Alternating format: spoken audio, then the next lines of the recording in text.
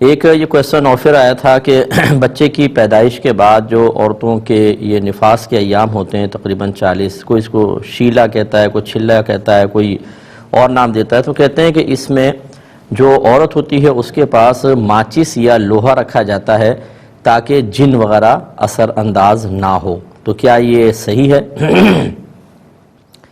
دیکھیں، چیزوں کے وجود کی یا ان کے بارے میں نظریہ رکھنے کی دو صورتیں ہوتی ہیں۔ ایک تو یہ کہ باقاعدہ قرآن یا حدیث میں کسی چیز کا بیان آتا ہے اور اس کے مطابق ایک ذہن بنتا ہے، پھر ہم کوئی عمل کرتے ہیں۔ یہاں ایسا تو نہیں ہے کہ قرآن یا حدیث نے کوئی تعلیم دی ہو کہ یہ چیزیں رکھیں تو جن نہیں آئیں گے۔ اور ایک ہوتا ہے کہ ہمارے درمیان خاندان کے اندر چیزیں معروف ہو جاتی ہیں۔ اب وہ معروف شدہ چیزیں بھی دو ہوتی ہیں، یا تو نصوص قرآنیہ یا حدیث کے خلاف ہوتی ہیں، ان پر عمل کرنا حرام اور گناہ کبیرہ ہے۔ جیسے نبی کریم صلی اللہ علیہ وسلم نے ماہ سفر کی نحوست کا انکار کیا۔ یہ اس زمانے میں کفار میں رائج تھا، نبی کریم نے فرمایا ولا سفر، یہ سفر کوئی چیز نہیں ہے، یہ عام مہینوں کی طرح ہی ہوتا ہے۔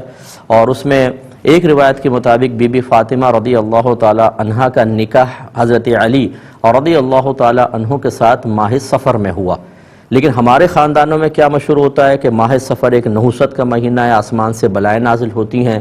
ہمارے اطراف میں کئی خاندانوں میں یہ لفظ مشہور ہے، یہ خالی کا مہینہ ہے، یعنی اس میں نکاح نہیں ہوگا، جو نکاح ہوگا تو آفات آئیں گی۔ باقی 11 مہینوں میں ہوتے ہیں، اس میں نہ طلاقیں ہوں گی، نہ جھگڑے ہوں گے، نہ پھڈا ہوگا، نہ کچھ ہوگا۔ اس ایک مہینے میں ساری بلائیں آئیں گی۔ تو وہ اور پھر وہ سورہ مزمل آٹے کی گولیوں میں پڑھ کے مچھلیوں کو کھلانا یہ۔ اب یہ چونکہ نص حدیث کے خلاف ہے، مضمون حدیث کے خلاف ہے، ان چیزوں کا اعتقاد رکھنا گناہ ہوگا۔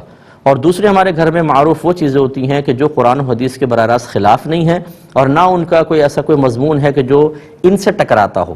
ان کو فالو کریں نہ کریں، دونوں چیزیں برابر ہیں۔ اب اس میں دو صورتیں ہوتی ہیں، قوی الاعتقاد لوگ اور ضعیف الاعتقاد۔ جو مضبوط اعتقاد کے ہیں وہ ان کی کوئی پرواہ نہ کریں۔ ہمارا مشورہ یہ ہوگا اور میری خواہش یہ ہے کہ ہماری عوام قوی الاعتقاد بنے، ضعیف الاعتقادی سے باہر نکلے۔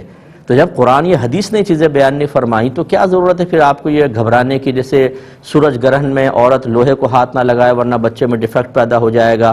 اگرچہ قرآن حدیث اس کے بارے میں کچھ نہیں کہتے، لیکن یہ نظریہ بیکار قسم کا ہے، اس کو فالو نہ کریں، اچھا ہے۔ ایسے ہی ہے جن، یعنی ماچس کو دیکھ کے چلا جائے گا، لوہے کو دیکھ کے چلا جائے گا، ورنہ تو آ جائے گا۔ تو ویسے بھی تو ماچس گھر کے اندر ہوتی ہے، لوہا گھر میں ہوتا ہے۔ تو اتنا نظریہ اپنا پکا رکھیں کہ پھر عورت کے پاس ہونے کی وجہ سے جب جن نہیں آ رہا تو گھر میں رکھ لیں، جن نہیں آئے گا۔ تو جس گھر میں ماچس ہے اس میں جن نہیں آنا چاہیے۔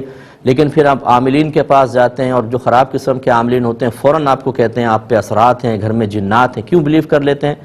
تو اس کا قوی الاعتقاد لوگ اس کا اعتبار نہ کریں۔ ہاں، جو ضعیف الاعتقاد لوگ ہیں ان کو کرنے دیں، اگر وہ کرنا چاہتے ہیں۔ آپ ضعیف الاعتقاد ہیں تو اس قسم کی چیزیں جو قرآن و حدیث سے ٹکراتی ہوں اس پر عمل کر لیں۔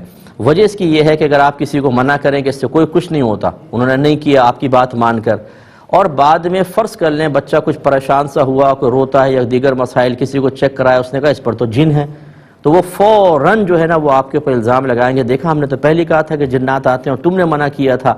تو آپ لائے تھے اسے قوی الاعتقادی کی طرف، وہ اور زیادہ ضعیف الاعتقادی کی طرف چلا جائے گا۔ تو جو ضعیف الاعتقاد لوگ ہیں انہیں اس پر عمل کرنے دیں تو کوئی حرج نہیں۔ امید ہے کہ آپ بات سمجھ گئے ہوں گے۔